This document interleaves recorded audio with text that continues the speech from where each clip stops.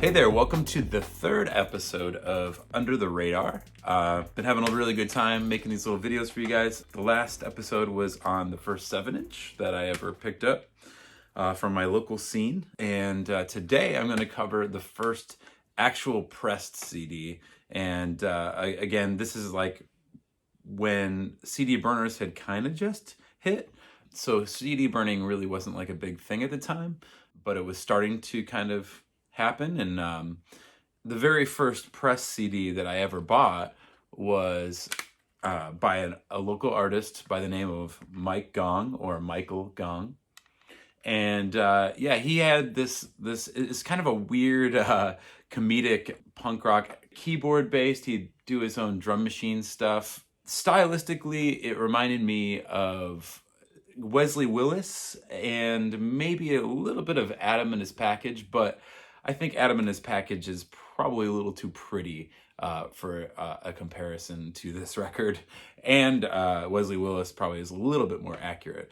But the album's called Michael Gaughan, The Radical Rock and Roller, Music Your Parents Won't Like. And if that weren't a more suitable title, I don't know what would be. Again, the year of this release was 1998. Paint a little picture.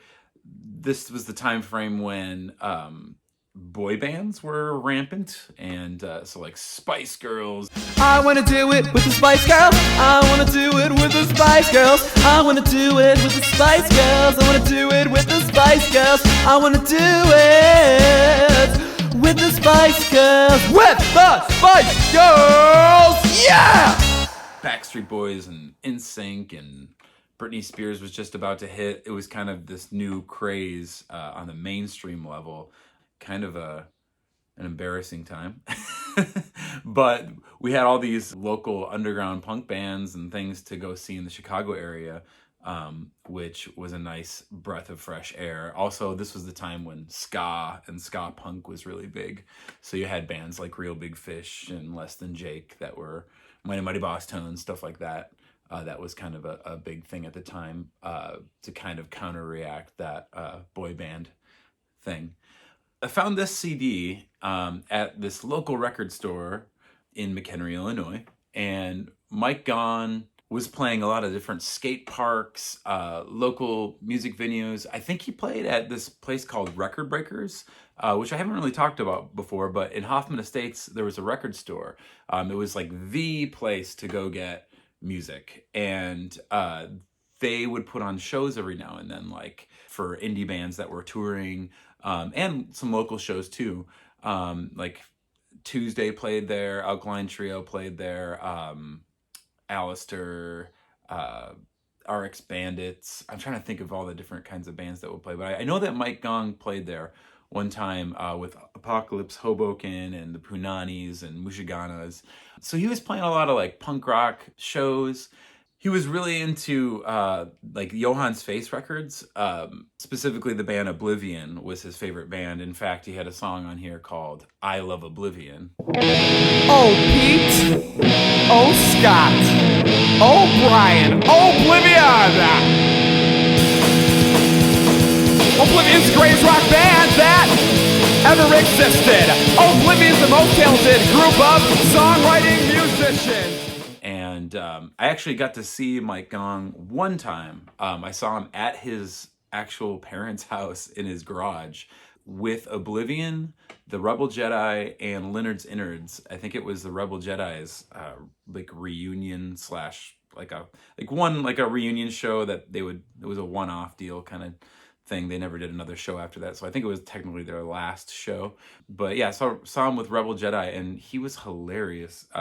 Very obnoxious, kind of off-kilter humor, teenage thing going on here. I'm not going to read all these titles. You can read them for yourself.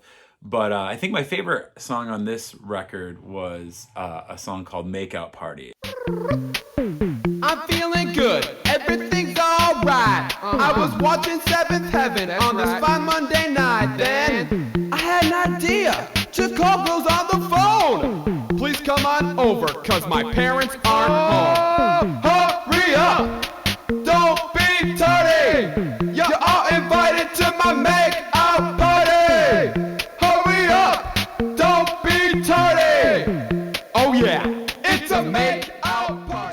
cracked me up. It's like he kind of took those styles of like Wesley Willis and maybe, like I said, a little bit of that Adam and his package vibe, and maybe added a little more of a hip hop vibe to some of the songs.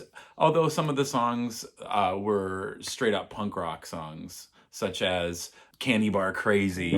I have a craving, yeah. I have a fetish, not for gravy and not for lettuce. I'm candy bar crazy. Candy bar crazy. I want Reese's Pieces, Oreo cookies, s'mores, caramel coated sugar galore. Stealing every pack of M&M's off the candy wrap. I'm a candy bar crazy maniac. Candy bar crazy.